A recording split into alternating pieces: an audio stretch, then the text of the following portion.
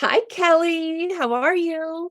Hi, Arin. I'm good. I'm so happy to be here with you today having this conversation. This conversation is everything. Yeah, I had to stop us and hit record because everything you said before I hit record was like the ultimate soundbite. I was just like, stop talking.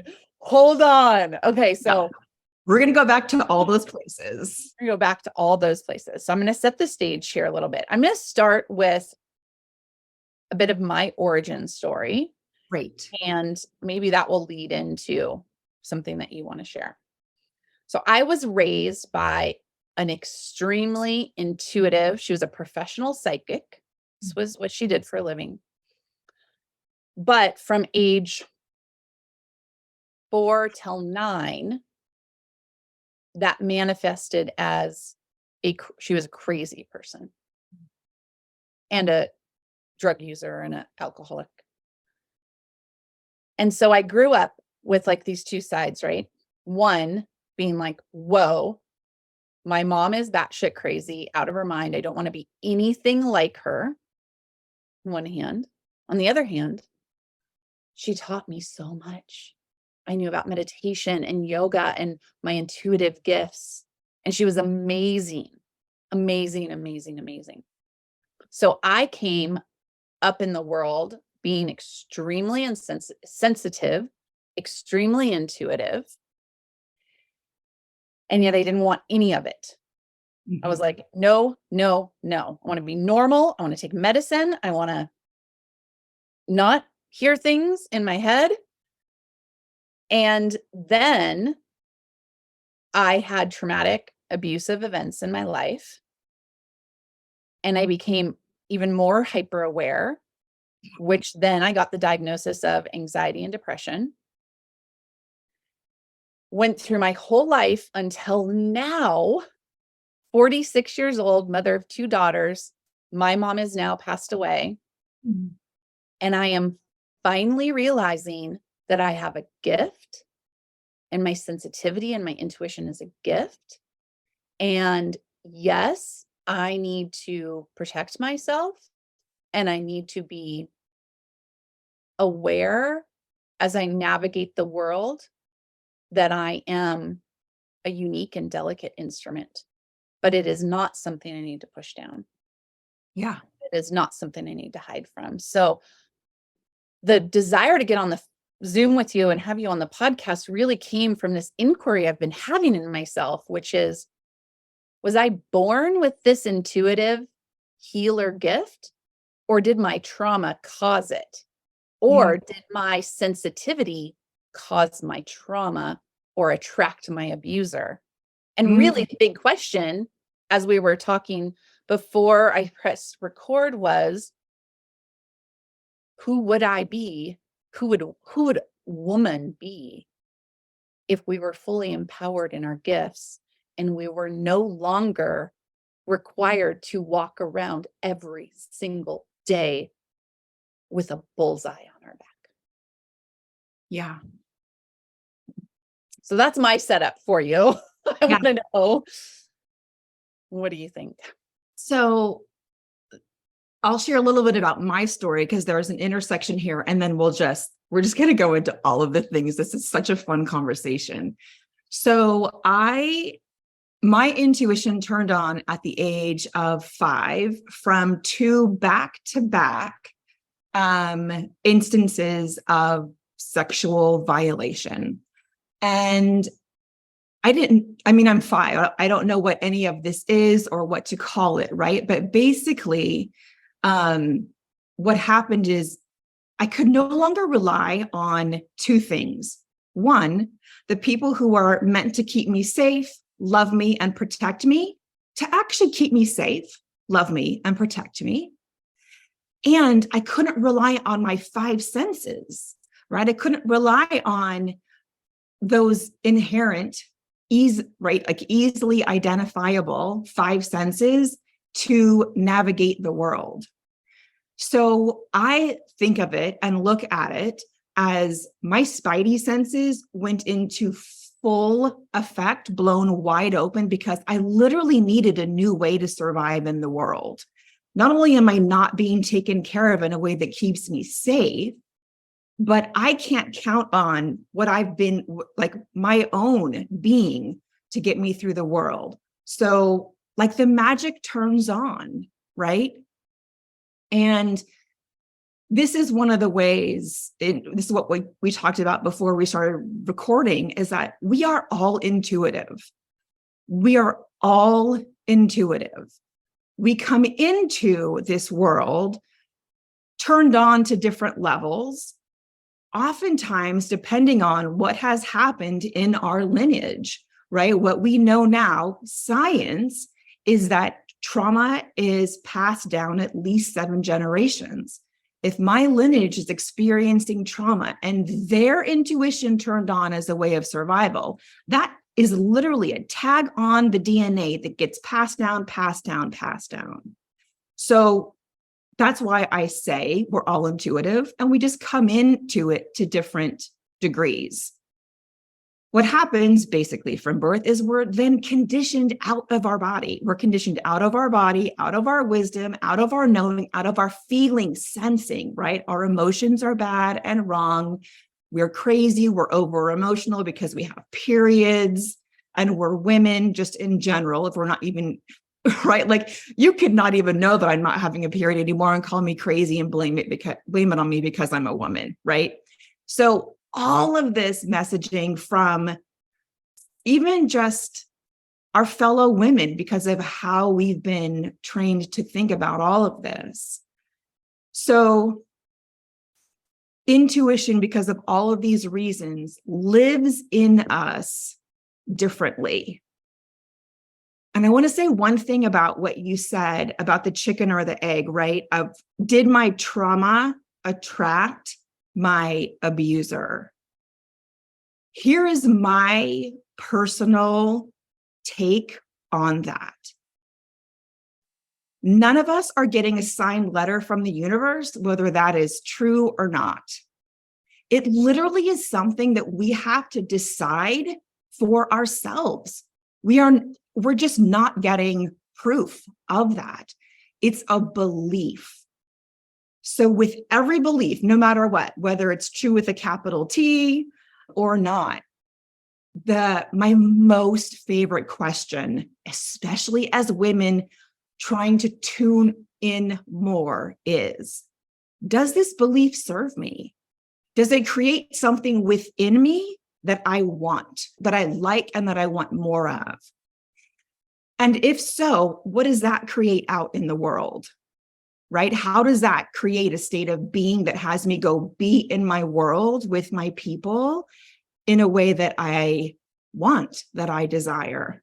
And if it's not creating something useful within me, how can I, from a place of sheer love for myself and a refusal to be stuck in this way because of what happened in my past that I have no control over, was not a part of, right? Wasn't like my doing.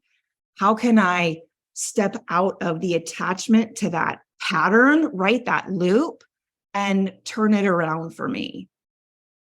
So glad you're reminding us of this. You guys, everyone, we're making all of this up. We're making it all up. We're not getting signed letters from the universe about anything.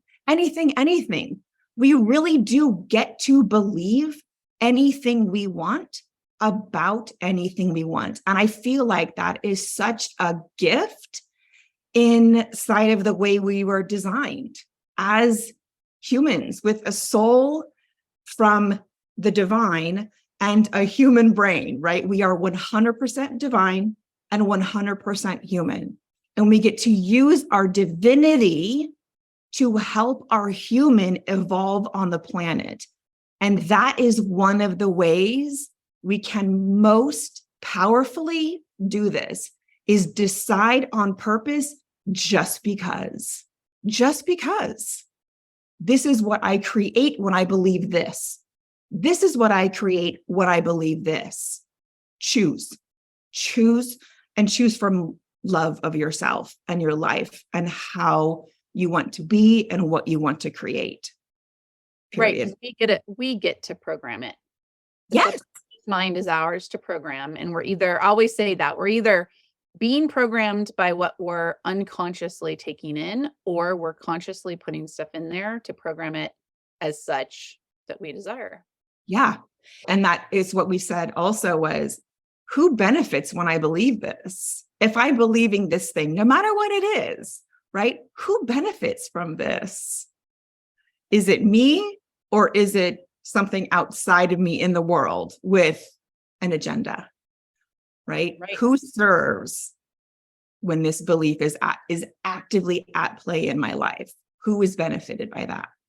That's such a powerful question. I would encourage everyone to write that down whenever you're going down the track of, why did this happen to me? What did I do wrong? What did I do to attract it? How can I mean, something that comes up for me is, how can I protect my children against this? Absolutely. And so to stop whenever I'm searching those questions and instead turn it around to, what are you believing right now, and who benefits from that belief? And then Yeah. if it doesn't benefit my joy, my abundance, my health, can I rewrite that belief? And sometimes I can't. I've gone through this with, like, growing up in a cult. There was a time where I went, what if I just changed my story around it? What if my story was, I grew up in a spiritual community and it wasn't for me, so I left? That feels too much like I'm negating my lived experience, Mhm. and I have too much anger to let go of that. So I consciously know that I still have a lot of anger to work through, and I need to say to the world that I grew up in a spiritually abusive community, a cult. And it serves me because I feel seen by myself. Mhm. Yeah. But there Yeah. may be a time that I can change that narrative. There might be. Absolutely. And you get to decide, oh, okay, let's I feel like I processed this part of it for me. I've gotten what I needed. I've allowed this belief to actually bring me closer to myself and my truth. And I'm feeling that shift. I am no longer the person who needs to believe this. I recognize in myself a new energy, and I'm ready to believe something else. And I get to choose again what that is for, and to let it be something that leads me to what's next and serve me for where I am. We are energetic, constantly shifting human beings. We are never stuck with anything. We might feel like we're stuck with things, but that's never the capital T truth. And sometimes we need help shifting these beliefs, right? Mm, Sometimes we need help with it. we do. Yeah, I think we so easily think that we are these bodies. And what Yes. helps me is every time I do Shavasana. Mm. Every time I go into Shavasana pose in my yoga practice, for the listeners, that's the corpse pose. It's the end of your practice where metaphorically you die. Mm. And the question for me, and I did a whole podcast episode about this, was what would happen if every time I go to Shavasana, I have the opportunity to be reborn? Oh, I love that. And it's such a helpful mindset for me, because then I realize that I'm stardust and I'm energy and I'm the universal divine love. And sure, I choose to come into this body and have an experience, but I'm not this body. I'm not this experience. I'm not this lifetime. And we think we have to live for our 70, 80, 100 years before we either get to be reborn, or some of us don't believe that we come back again. And it's Wow. like, what if you could be reborn every single day? Yes. I was just having this conversation where I feel like I've literally lived 3 or 4 lifetimes just in this life. Like I've been 3 or 4 different people in my 47 years. And I can feel like the new me really, really, I want to say like it's brewing, right? Like I am at brew right now of this next iteration of myself. And we get to just keep doing it over and over and over again. But I love those micro moments of that yoga pose, how, being able to be reborn in a moment because I decide, right? I love that. And being at cause of that. I am the one. I get to say, I say. And how exciting does life become then? As someone who I have had suicide ideation, I have had moments where I was like, I don't know if I want to be here anymore. Yep. And I have moments where I go to bed and I'm like, oh, another day closer to death. Those are my like dark depressive thoughts. Yep. But when I try this on, it's like, oh, what if I wake up every day and I get to know me. Mm-hmm. I get to know the world around me through the new person I'm choosing to be. Yeah. My marriage, I get to know my husband as who I am today, and that ultimate freedom to express myself however I want to, instead of what I've been conditioned to believe I have to do. That's such a childlike way of navigating, and not easy. I'm not saying that it's easy at all. Right. No, same. I have definitely, and we still do have those thoughts of like, yep, what's the point? Right. To all of that. And, I am convinced my daughter is the reason I'm still here, because if I hadn't had her, it would have been like, whatever, life, and I still have those thoughts of like, what is today even about, right? What is the point? But I also have those moments that you and I are talking about where it's like the excitement of remembering who I really am, why I really am here, and letting that be something that I get excited about, and really holding myself in warmth and gentleness when I have my apocalyptic doomsday thinking too, because like human and divine, right? And I will have both trains of thoughts in the span of an hour sometimes.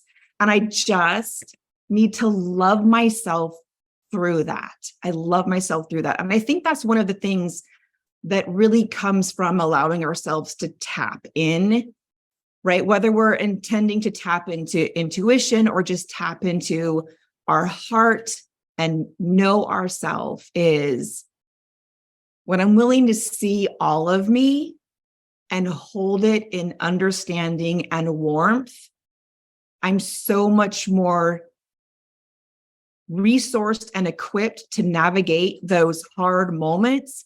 And because of that gentleness, I'm so open. My field is open. I'm actually guided way more stronger, because anxiety isn't running the show. Anxiety isn't driving the conversation, right? Anxiety isn't closing all of that down.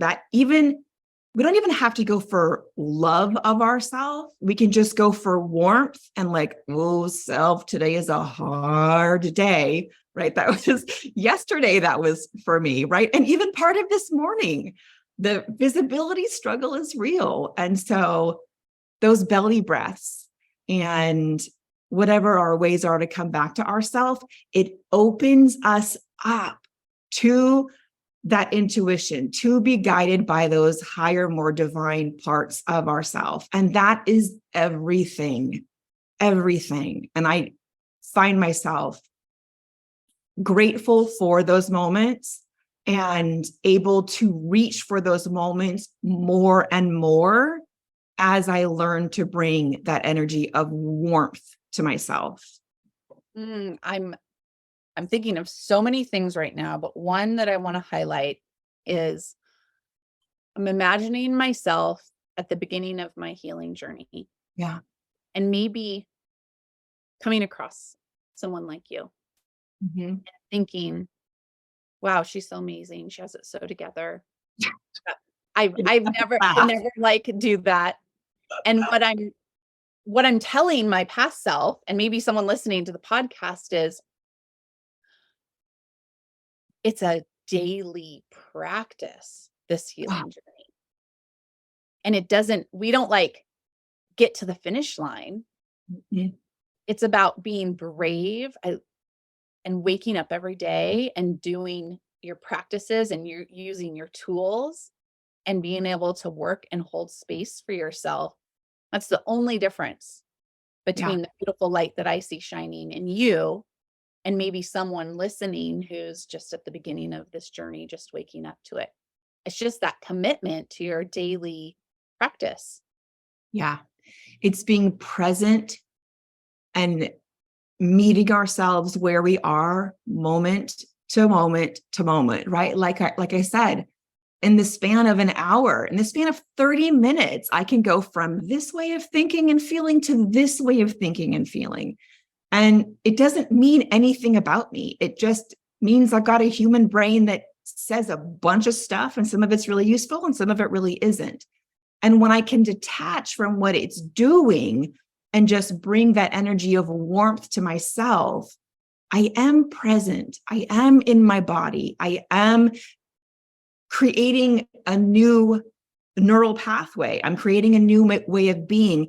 And I get to just build on that little bit by little bit by little bit by little bit. I'm such a perfectionist that at the beginning, if I wasn't feeling a certain way for the majority of the day, I would think it was hopeless. And what I really have learned on my own journey and through working with clients is it is moment to moment. And some moments look way better than other moments. And I can just hold all of me in like a, we're doing okay self. Like today was kind of a shit show, but we're doing okay, and just It's that call on same tools. concept. Yeah, call on our tools, call on our friends, all of that. It's that same concept of you could choose to look at life as I'm born and I die and all this stuff happens. You could choose to look at your day as I wake up and I go to bed and all this stuff happens. Yeah. Or you could choose to realize that time does not exist and we're energetic, magical beings.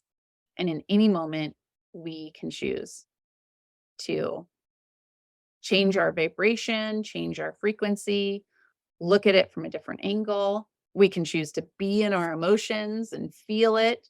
We Yeah. actually get that power. So this is my question for you as someone who's highly intuitive, sensitive, business owner, Yeah. mom, all the things. What is your favorite tool for daily kind of tuning in? What is your favorite tool that you use when you have one of those shit days? And you're Mm. like, "Okay, it's time it's time to make a shift." What are some things that you reach for that are practical for the listener to go apply in their life? Yeah, totally. So the very first thing is my breath. Mm, So when I am working with my clients, I'm always letting a couple things guide me. How can I make it easy? Is one of the first questions I ask, because if it's not easy, I'm not going to do it. Right. And so my breath is the first thing I go to. I know that when I change my breathing, I'm literally communicating to my nervous system that I'm okay. So I will breathe into my belly first and just let my chest naturally expand. And I will sit there and I'll do like 3 more breaths than is comfortable, because there's like the place that I'll like want to get to. And I know that I need to go a little bit beyond that. So it's like when I want to stop doing belly breaths, I'll usually do 2 or 3 more, right? I know myself so well. So I will breathe. I will breathe.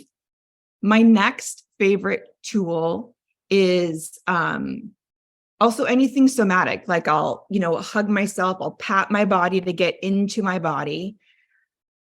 And then essential oils. I just love how fast I love those olfactory senses are really, really it for me. They bypass my brain and my thinking, and they take me to my happy place so quickly. I have them everywhere. I'm slathered in them. And they really, really, really help shift. And then my latest favorite tool is Healy, of really doing the work of vibration, letting it work on me, but also, and this is more in depth where maybe I'll be journaling on what's coming up for me. I'll allow myself space. So I have my immediate tools that can shift me really, really quickly. And then I'll get into a more resourced state. And then I will call on, okay, I need to like sit down, run a program in Healy to help me with my frequency and journal some of this out. Like that's how I meet myself, right? And what I love about journaling is when we sit down, our subconscious has so much to reveal to us, right? To show us about what's going on, to help us shift. And when I sit down and I put that pen on the paper and I do not judge what comes out, it really is in this effort to get to know what is inside of me that is buried or unconscious. And it's that, I'm telling you, it's that pen to paper that just brings it all out. And I've got my oils with me still, and I'm breathing still, and I've got my Healy. And I also love candles because candles to me make it sacred. Those are my favorites. And also the shower. I literally will just throw myself in the shower to like wash the energy off of me at night. That's like a spiritual practice for me. I can't always do that in the middle of the day. So those are just a couple. Those are my quickies. And then my more in-depth, intentional meeting myself, being with myself, growing myself, caring for myself practices. So much is coming to my mind through all of this. So first of all, I'm going to put in the show notes a essential oil energy clearing spray recipe. It's my favorite. It's lemongrass, clary sage, and peppermint. So what you said about you can't always take a shower. Yep. You can mix the power of I put salt in there. So you have salt, essential oils, and water, and spritz everything down. I'm also going to put a link to Healy. I'll put Kelly's link to Healy. Healy is just this incredibly beautiful, I call it an energy healer in my pocket frequency device. A quick story about it. I went to a 5-year-old's birthday party yesterday at the train park. And I left my Healy in the car, which was the worst idea ever because I usually run a general protection program, which just buffers me from other people's energies. Yes. And I thought, it's a little kid's birthday party. We're outside at a park. I'm going to be fine. And I noticed such a huge difference not having it because I've been running that program anytime I go to an event. This is a change for me. I used to be the person who would I'd like to network and I like to go out to shows. And I used to be in the music industry and running big festivals. And I realize now that I would push through, and that's why I would drink. And that's why I would do drugs. And that's why I would feel so depleted and I would feel so lonely and unseen. And now what I've switched is I don't go to very many events. My circle is getting smaller. I spend a lot more time at home. And when I do go to an event, I run general protection on my Healy. And it needs to be like no exceptions. And what I love about this for myself is it's me reparenting myself. Yes. It's me saying, hey, honey, let's put some sunblock on today. And here's your water bottle. And it's this lovely like caregiving of myself, which I have never done because I've just pushed through wanting to get from birth to death as fast as possible with as little pain as possible. And now it's like I'm luxuriating in the fact that I'm alive. And that actually includes mostly a shit ton of alone time. And what you're saying, journaling, taking baths, using my oils. And I guess this is just a moment of an invitation for everybody listening. If you have been searching for friends and community who support you in being your sensitive, intuitive, beautiful self, you found us. We are right here. We are right here. Right? If Kelly ever called me up and said, Bren, I can't today. I just can't. I just would honor that, right? If we had a tea date or something, I would be like, I totally understand. And I feel like the more I collect friends like you, Mhm. the further I can go on my healing journey. Because the Yeah. opposite is a friend who says, "Oh, just put your big girl panties on. Let's go out. Come on. What's wrong with you? You can do it." And it's like, I'm not available for those types of friendships anymore. Yes. I want people in my life who completely honor my sensitivity and my intuition and all my things that I do with my oils and my frequencies and my tools. And I love it. I love it. I love that we found each other. And if you're listening to the podcast, I love that you found this community. And please lean in because it is going to help your healing journey. So if it's okay with you, Yeah. I want to go down this interesting path. And this comes because I just did a breath work, nervous system workshop. Mm. And I had an extremely profound ancestral healing. Mm. What happened is first my mom came to me and she held me and we cried together and she apologized for not being as present as I needed her to be when I was a child. And it was this beautiful healing. And then every woman up the lineage on my mom's side appeared and they all like apologized to each other until we reached the one who maybe didn't have the trauma, didn't have the pain. Mm. Her connection to her divine was more intact. And they all healed and they all went to God. And I had this burning sensation in my hands. And I realized that I was getting the pure, natural gifts of a healer Mhm. from my lineage, untainted by the pain and the trauma. Ooh, I have full body chills right now, literally. It was so good. It was so good and so wonderful. And what it made me think is, what would we be like? What would what would the divine feminine incarnate on the planet right now be like if we could heal that generational trauma and we were walking in our power as what women were meant to be? Mhm. And do you have any thoughts on how we're going to get there? Is that a simple question? Yeah, it's just such a simple question you ask here, Arin. Um, Gosh, I think it's layered, and I think healing it's like constantly unfolding, right? I really go into it as we are not broken. We make perfect sense. If we could see into if we could have that 30,000-foot view, right? No matter what's going on, we make perfect sense. And from that place, I choose to believe that I am whole and I am not broken and there's nothing missing. That does not mean that is my day-to-day experience of myself, but it's that foundational belief, right? Of whole, worthy, deserving.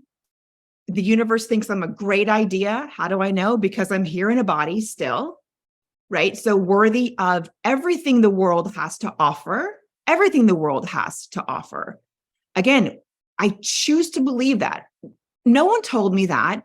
No one told me it was okay to believe that. I've fundamentally been told the opposite of that.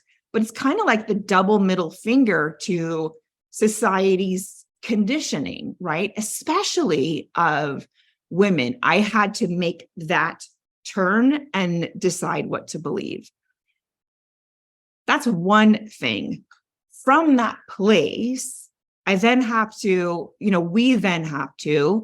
find the courage to live from that. And that looks different for all of us, right? For some of us, that looks like raising children in the way that we want to raise them. For some, it looks like being an artist and doing the art that is on your heart, not what others are asking for.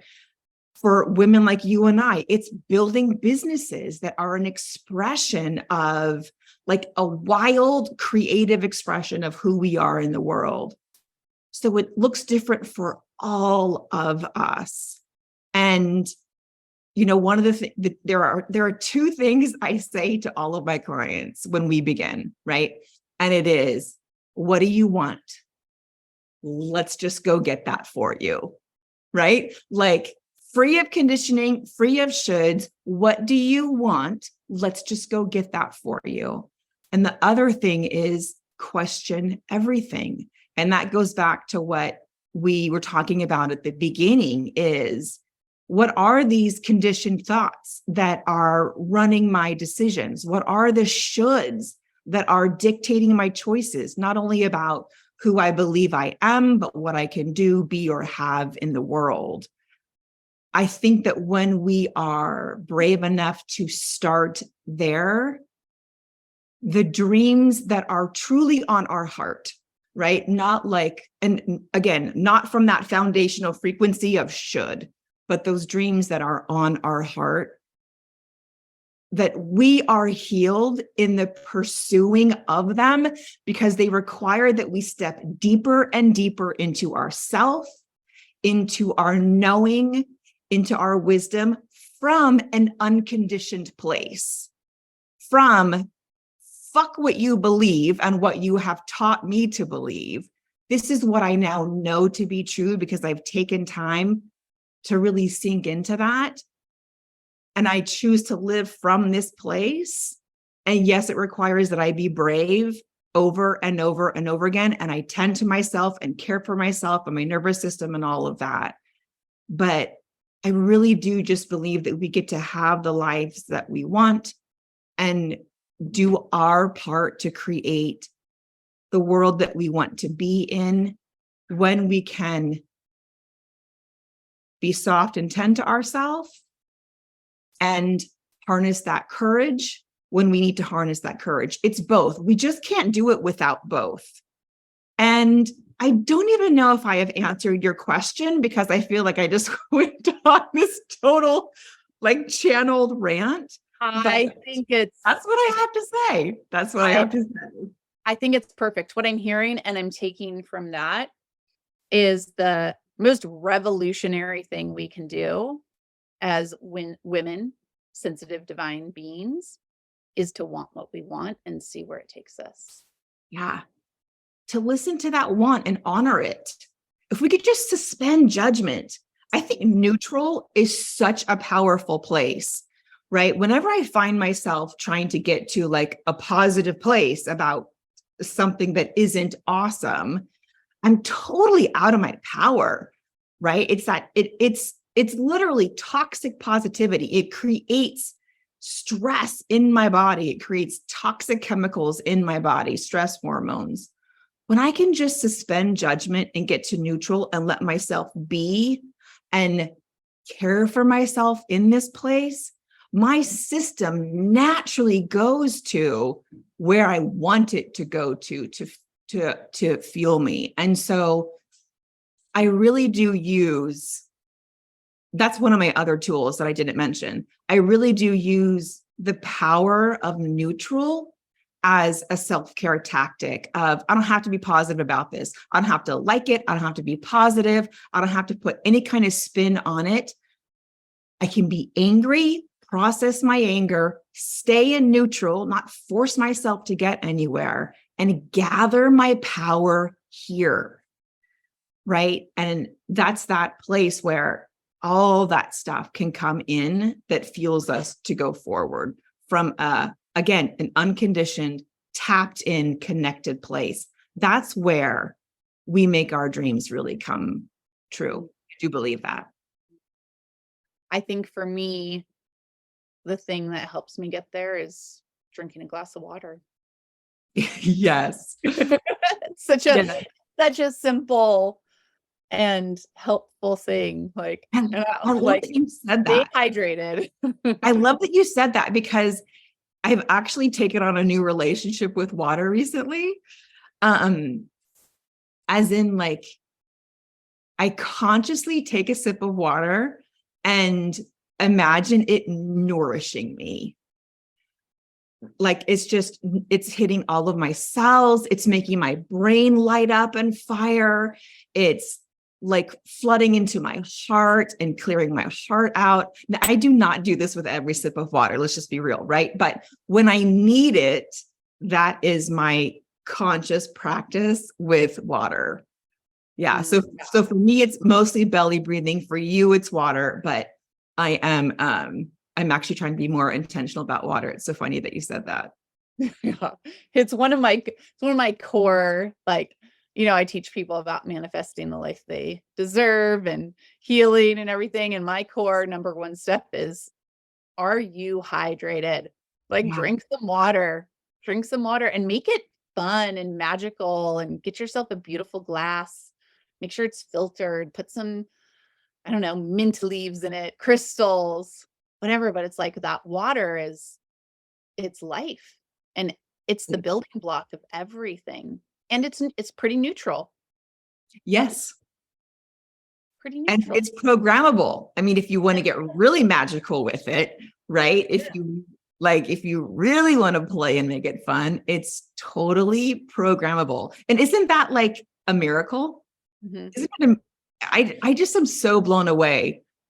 I love these conversations because they really do like tune me into the awe and the wonder of ourselves and our bodies and like the cosmos and the world and stuff we don't even understand or are just now trying to understand. Water is programmable. I can literally change the chemicals in my body by the way that I'm thinking. We are magical. We are. Yeah, so good. So good. So if someone wants to work with you one-on-one, and tap into any of your beautiful stuff, what's the best way for them to reach out? What does that look like?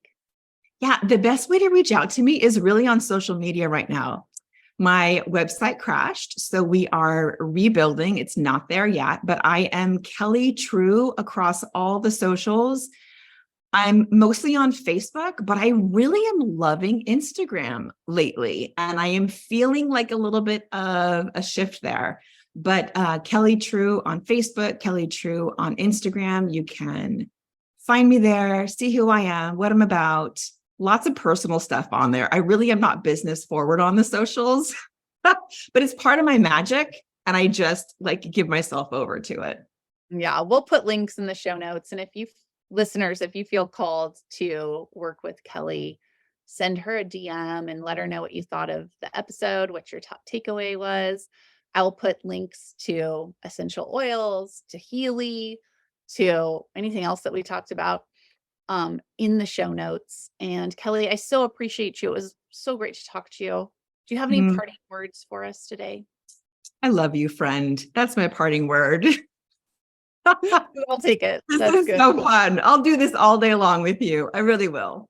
We'll have you back for sure. I feel like we have something brewing too that we're probably going to offer the world at some point. So yeah, and we have lots of conversations to have that I think women need to hear. So this is just the first of many, I think. The first of a lot. I'm so thankful for our friendship, really, like how it has blossomed and bloomed. And I just love you. I love you. I love you. Okay, everybody, have a great day, and I'll hear you next time. Bye, Kelly. Bye.